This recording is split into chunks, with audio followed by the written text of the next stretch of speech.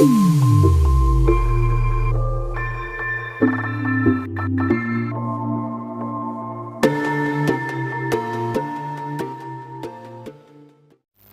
and welcome to my channel. This channel is all about reading audiobooks from Erin Hunter, or other similar books that are similar to Erin Hunter. The book I'll be reading today is called Alpha's Tale, and it is a super edition within the series Survivors, written by Erin Hunter. Chapter 2. Pup's snoring anger stayed with him all the way to the den he shared with Graceful, but as soon as he slunk into its familiar warmth, his spirits lightened. "Hello, Quick," he growled. His half-brother cocked his head and gave him his usual sardonic wolf grin.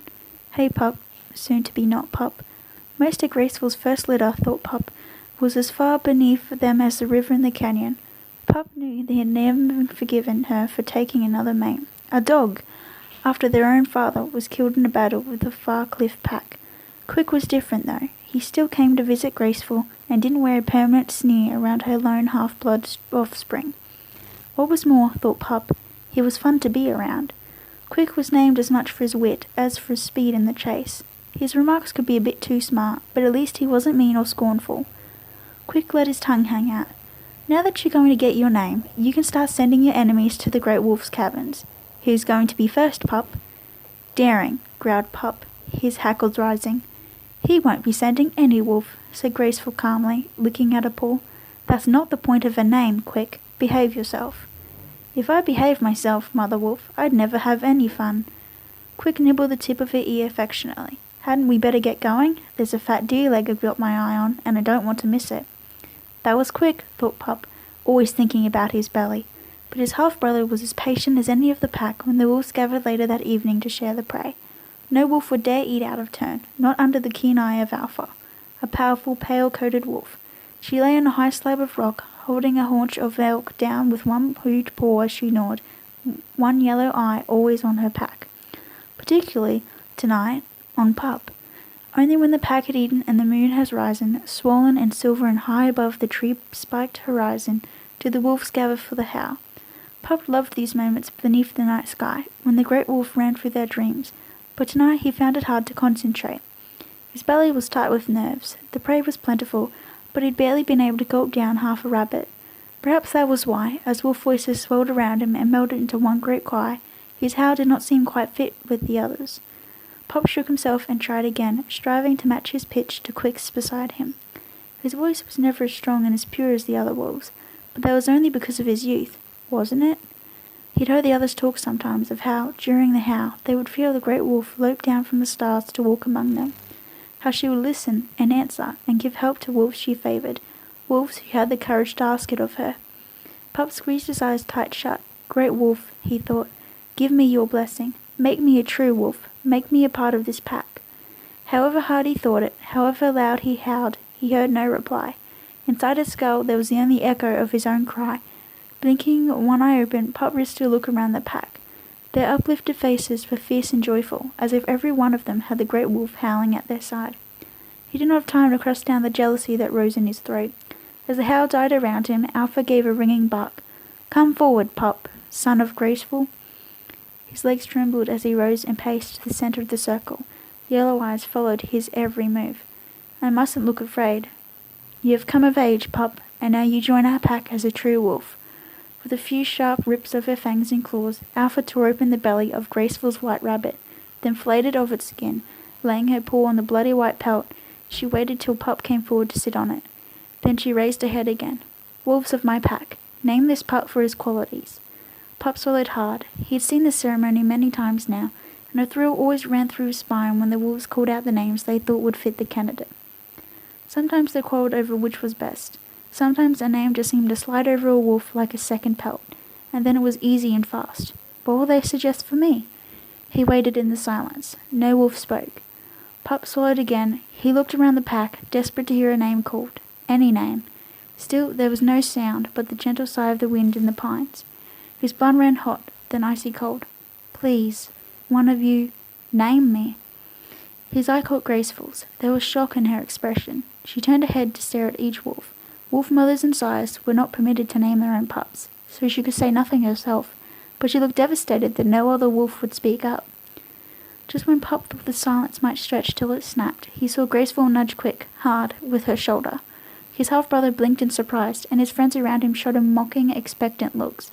Quick, please, say something, please. Young Wolf's jaws opened and he licked his lips, glancing from left to right. He seemed surprised that it had fallen to him. Quick, you know me. Pup's heart lifted, and the shame of the crushing silence began to slip away. Quick would think of something fine. Quick knew he was a good hunter, that he was strong, fast, and brave. Quick would come to his rescue, and then this would be over. Quick drew in a breath, licked his chops again, and gave a sharp, laughing bark. Dog.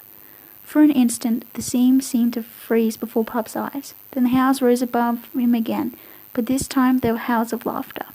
Daring was yelping with helpless hilarity, and one of Quick's friends rolled onto his back, unable to contain his hysteria. Even the older wolves were barking with amusement. Dog. Quick, you devil wolf. That's perfect. Yes, his name is Dog. Quick has spoken. Dog, dog, dog. Pup suddenly felt life return to his paws in a wave of helpless anger. He spun on the pelt and faced Alpha. Alpha, no, I am no dog. Slowly the magnificent she-wolf shook her head. As the howls of laughter began to subside, she gazed at Pup, her yellow eyes unreadable. The pack has spoken, she said. You are dog now. Pup sat motionless on the white pelt, his muscles rigid with the effort of not trembling, as the pack began to disperse around him. He could still hear their muttering voices, their strangled yelps of amusement. Dog. He's called Dog. Was ever a name more fitting? The rabbit fur beneath him, gleaming in the moonlight, seemed like a stupid practical joke.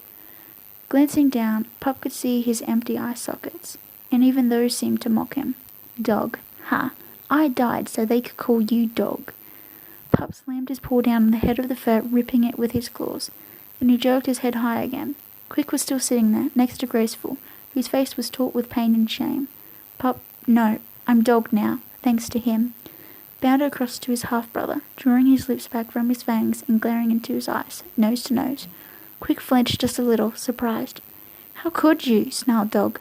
You're my brother. How could you betray me? Betray you? What? Quick's eyes opened wide, and he took a hasty pace back. Look, calm down, Dog. I said the first thing that came into my head. That's what you're supposed to do.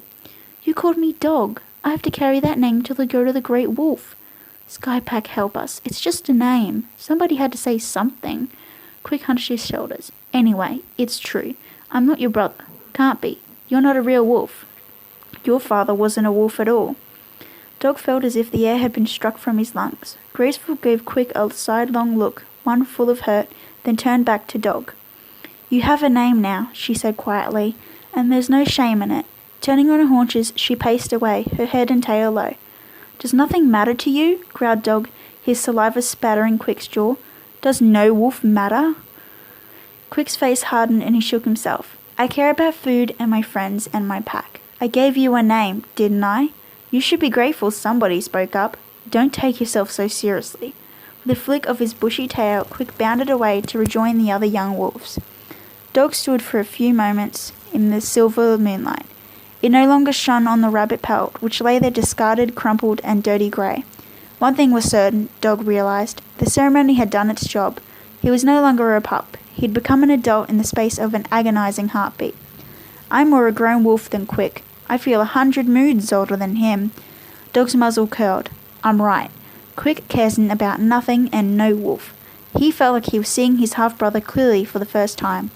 Quick was a joker, funny and light-hearted, fast-mouthed and empty-headed. Consequences never entered his skull. Dog was an adult wolf now. He was a full member of this pack, and that meant he'd been on patrol duty this very night. He was at the bottom of the heap, ranking above only the frail ancient Omega, but that would not be for long. I'll watch over the pack that despises me, he thought.